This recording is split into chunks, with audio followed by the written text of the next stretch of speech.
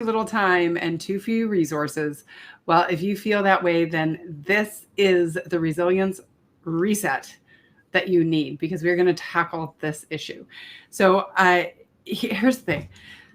The reason this came to be today's topic is because I have probably had, I'm going to say, 10 conversations in the last week, even less, from professionals, highly successful, highly accomplished, incredibly talented human beings who are like, I just can't get it all done. Like, it's just not going to happen. And that's okay to have that reality. Then, though, the key is how do we not be overwhelmed by that? How do we not be emotionally charged by that reality? And it takes a lot of daily resilience. It takes a lot of emotional intelligence, all the pieces of the puzzle. But what I really want to focus on is how do we get a solution for this? Because the truth is the workload is not going to stop. It is not going to stop.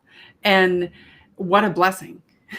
Because if you didn't have anything to do, you'd be either out of business, out of a job, you'd be bored out of your mind. So for as much as people complain about, oh my God, I've got so much to do. I'm so busy. I'm so busy. I'm like, yeah. And what's the alternative? Like, what a blessing that many people expect something from you. That's the way I look at it. All right. Welcome, everyone. Welcome you on the other end of the screen to the Resilience Reset.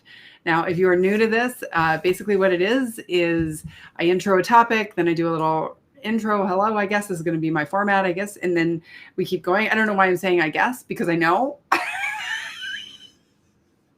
Just filler, you know? No, I do know because we've been doing this now since, oh gosh, who remembers when we started? Like, I think like April, maybe, it was definitely April. Whenever the second lockdown started, that's when this began. It was originally called the Lockdown Lift Up.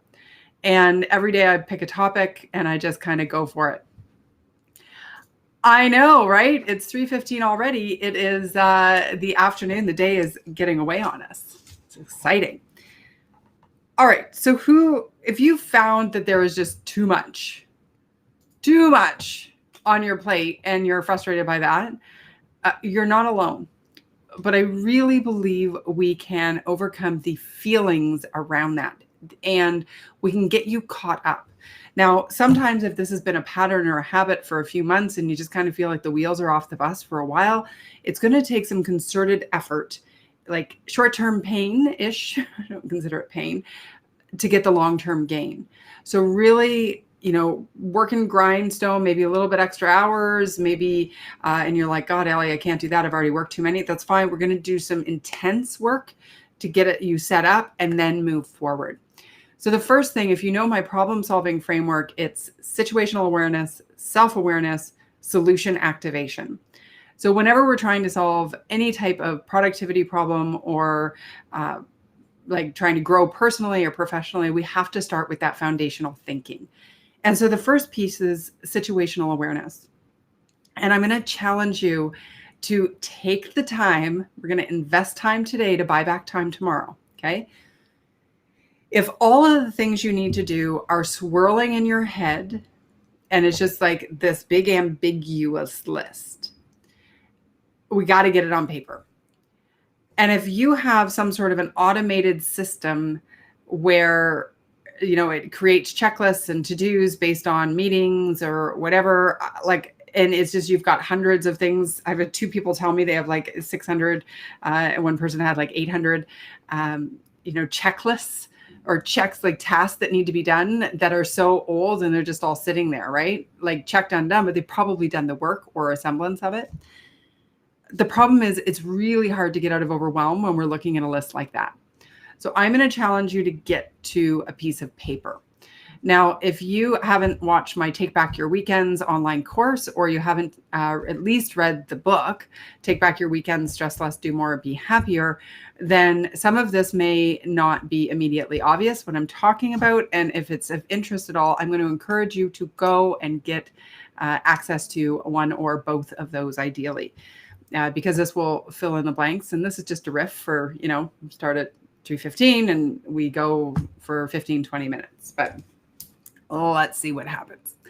All right. So first thing we're doing, we're going to get a list together. This is a situational awareness and understanding everything that is in the air or the balls that you're dropping. And one of the things is when we're overwhelmed and we have too much to do and we're not feeling it, sometimes it's easier to not know how much work there is. Or at least we think that, because our brain has made up this big story that, oh my God, I'm so busy. I can't get it all done. I'm so behind. People, my clients are angry, like whatever. We can add in the story there. But what I really want you to do is look and say, okay, here's what I need to do. And ideally, you want to group this by your area of responsibility. And that will make sense after you read the book, Take Back Your Weekends. But for now, just at least get the list out. The next thing that is so critically as important is I want you to go through that list and estimate a time. This is going to take me 10 minutes. This is going to take me 3 hours. This is going to take me 45 minutes. This is going to take me 20 minutes. Anything that is bigger than, you can call it a half an hour, 20 minutes, I'm going to challenge you to break into smaller steps. Because when we have tasks that are 10 to 15 minutes or even 25 minutes on the outset, it's a lot easier to get momentum and check through them. Okay. So really getting a sense and then adding it up and saying, okay, for me to get caught up on the backlog of work, it would legitimately take me 5 hours, or it would legitimately take me 35 hours. Okay. Let's look in black and white and say, okay, this is the issue I'm dealing with. Then we go, okay, well, I have a 20-hour problem of backlog, plus the work that's going to come in every day. So how are we going to tackle this? And this is where I want you to go into self-awareness. And by the way, I'd love to hear in the comments if you've done this, if you have written out that great big list and done the timeline, estimation, if that's something you've already done. Amazing. I'm curious the reaction to that, because so often what I hear, we are live on Facebook, right? I was just going to check because it's obviously not been going to Facebook lately, and Restream had a problem with LinkedIn. So I'm just getting some text messages in. So anyway, we're good. Sidebar. So we've got the time estimated. Now, when we look at that, I hope that by putting it on paper, it's actually going to be a relief. Because often our mind, when everything's up here, it gets exaggerated and it steals so much of our mental capacity and as such our emotional capacity, because we have these lingering things that are just floating out in the air. And one day we're going to get them done, maybe, or we think we are. Okay, probably not. So with the self-awareness, I'm curious, how does it feel to see that? The other thing I want you to explore, a few different self-awareness questions. Number one, how emotionally connected are you to work that is not getting done? So are you someone who your head hits the pillow and you feel total guilt and you're like, I can't sleep because I know all this, and this happens? Or are you someone who you just procrastinate on something, or do you just love to get it done? Or maybe you're the person who just once you get it on the list, you're doop, doop, doop, doop, doop, doop, I'm going to get her all done. And you feel totally empowered and really productive. And then I'm going to ask you, are you someone who have an absolutely incredibly productive power day and you're like, oh my gosh, I rock, right? And this is what you're feeling like. And the next day you're exhausted. And you do nothing, right? Or your productivity dips. I'm someone like that. So I'll go shoo, right through, and I'll be like, yeah, I got this. And then the next day, my brain is fried.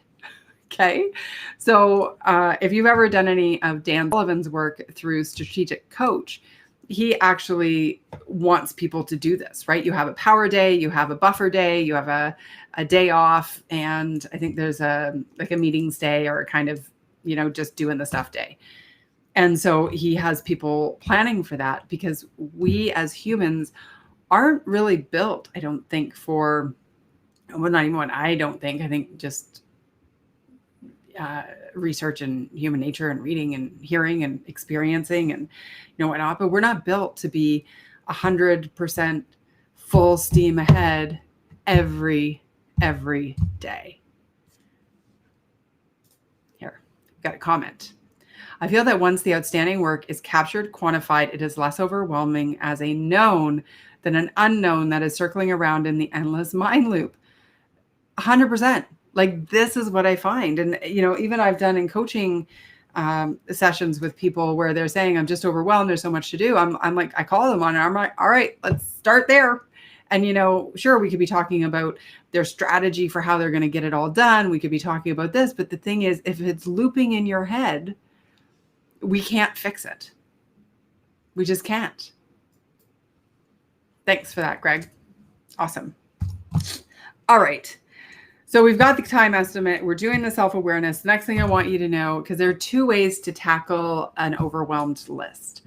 The first is we do all the really quick hits. So once we have all those time estimates, we do everything that we can just like barrel through, get a day of catch up, do all the fast things. Quick. So like you eliminate half the list, right? Or because what I'll find with most people is they have a bunch of little things that are nagging that they think are a big deal. But when you actually say, how long is it going to take? It's under 15 minutes. And so you can do that route, or you can do the whole eat the big frog first analogy, right? So you get the hardest, toughest, most important thing off the list first.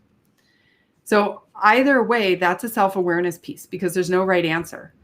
And that right answer may change based on what's on your list.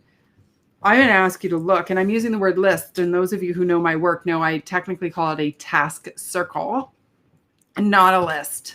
But today I'm using it just because it seems to roll off the tongue of sorts. So when we look at all of the tasks, there may be things on there where you have it on there, but the truth is you're never going to do it. Like you're just going to, it's just going to keep going and going and going. And my rule is that if it goes from a task circle, I still use pen and paper, and probably twice a week I update my thing and get a clean sheet. And if it goes like 5 times and it gets transferred over to something, I really look at it and go, are you really going to do that? Or are you not really going to do that? And be okay with deleting it, or put it in your parking lot. Put it somewhere else so that you know that one day you might do it when you have some time or when it ultimately becomes a priority, but not until. Imran, hello. Awesome to have you here. I hope I'm saying that right, because we work together on some stuff. So I hope I am. But anyway, I'll ask you on our next meeting, okay? You can't be productive every day, and it's okay. If I speak for 3 hours, I'm going to take the next day off, or just fooling myself I'm doing something. So true. Like that fooling yourself, like you feel like you're doing productive work, but you're really doing like busy work. And that's the kind of day where it just goes, right? Anyway, awesome to have you here with us as well. Okay, next, we got to figure out how you are best going to work this. Now, are you someone who likes to get up early in the morning, get the work done, and block it that way? Do you like to do it late at night? Do you have chunks? Like, let's look at your calendar. Are you putting meetings like all day long, but like with an hour gap in between? Those hour gaps in between meetings are generally useless. Like they're good if you have a lot of 10 and 15 minute things and the discipline to switch gears. But what I find for myself works the best is having a chunk of time. So 3 hours where I can do 2 or 3 power sessions is really more effective than having, if I book 4 meetings in a day, the truth is I know that day is probably a meeting day, and I'm only going to get productivity done on things that are really small tasks, as opposed to something that's going to take a big chunk of time. Okay, so really looking at that for yourself, what works. We're at 15 minutes. Okay, so we want to start there. Do you guys have questions, by the way, on how to deal with this? Because I could also, like, I have my plan, but like, let's make it interactive. I know there's a little delay on the chat, but I'd love to hear from you. Questions or anything that you have found really helpful for yourself that you could share with our audience, or that you want me to be sure that I'm covering and doing. So as I wait for you to put things in, I'm going to keep riffing on this. When we're overwhelmed by too much to do, we tend, and I think this is just human nature and psychology, we tend to look at it all, and therefore we can get really overwhelmed. And that's one of the reasons I believe in splitting up a task, like a to-do list, into a task circle that is representative of the different areas of responsibility. So you could say, okay, I'm going to go into sales mode right now. And when we're working on this bucket, everything else needs to be ignored. And this is where compartmentalization is critical. It is a skill that some people just have, right? Like, and I hate to stereotype, but I think men are exceptionally good at this. They can have a fight with their wife and still go to work and be totally like, forget that this happened. And then when they go back home, they get back into that. That's compartmentalization. And that's just based on, conversations with people who have said, yeah, that's what I do.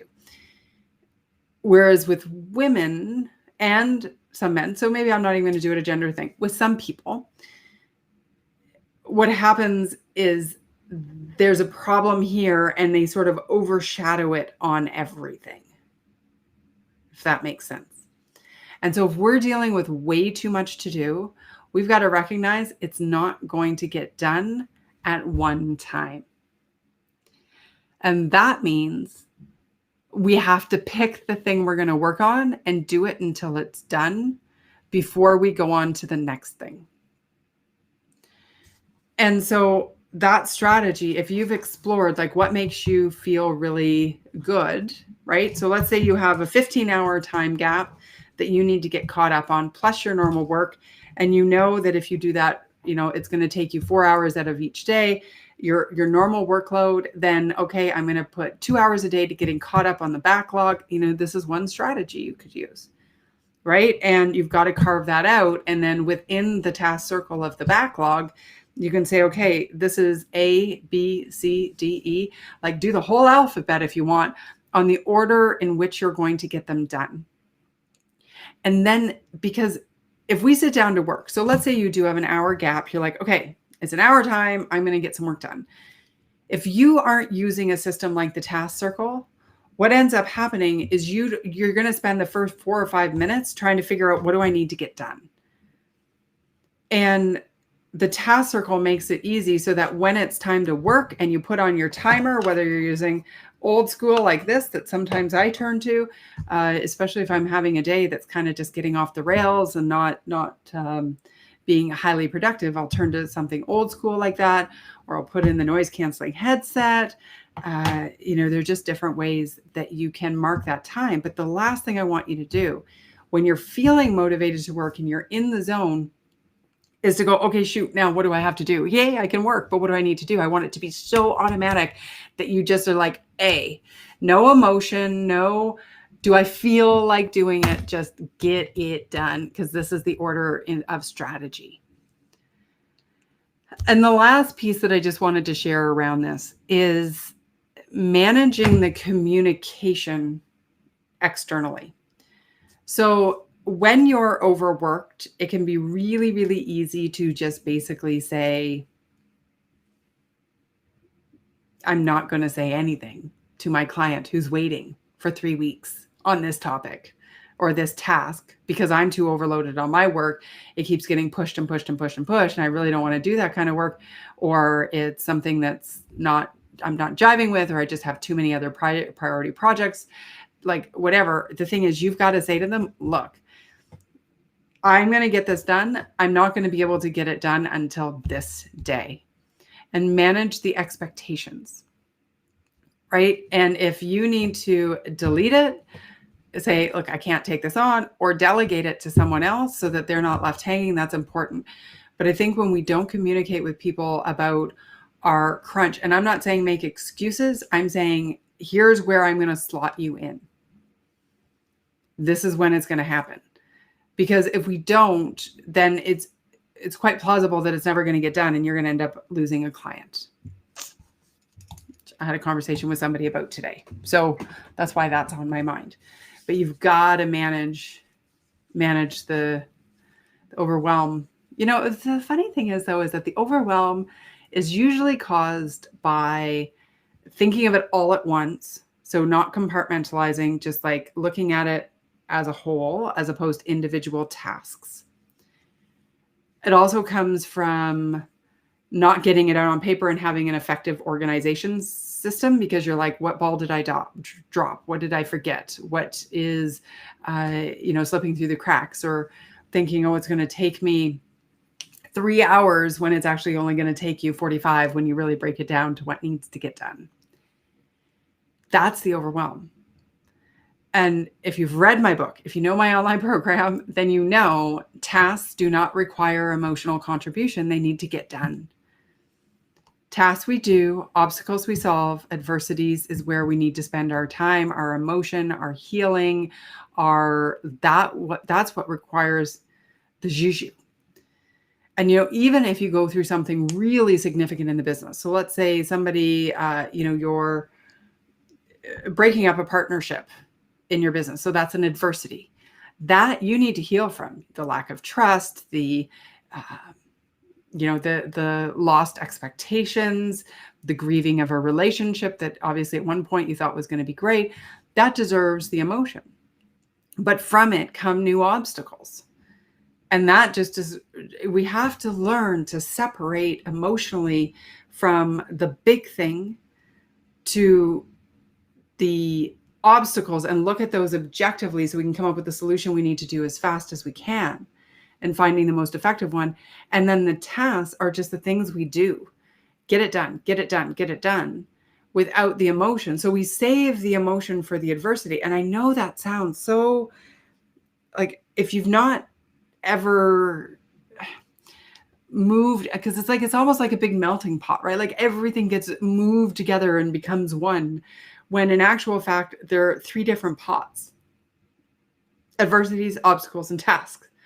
And the 3 different pots require a different level of emotion. And if we applied the same, then we just kind of because our tasks should not be pulling us off our game. They should not be, and even most obstacles should not be pulling us off our game on our productivity. We should just be dealing with them, right? Anyway, I digress. But I think if you just get that situational awareness, get it all out on paper, get crystal clear about what's happening and what the timeline frame is for you to get caught up on, then figure out what's going to work for you to get you the most motivation. Do you start with the little tasks, or do you start with the big ones to get them off? Or are there certain fires that you've been avoiding? I find if I've been avoiding something, the most fulfilling reward comes from actually just getting that done. And then, that feels really like, okay, then I can get the rest done. And then giving yourself a break to ride those waves of productivity. So have that power day, but then take half the next day to know it's a buffer time. And maybe you do meetings or something that's less brain heavy in that time. And then, look and say, what can I delegate? What do I delete? And then what order? A, B, C, D, E, F, G, H, I, J, K, L, M, N, O, P. Anyway, the alphabet. Keep going all the way through. Check, check, check, check, check, check. And then create a new task circle that is going to be much smaller. And then the last piece is, once you're caught up, we have to have systems in place so you don't get behind again. And that is, a lot of times what I'll do with my coaching clients.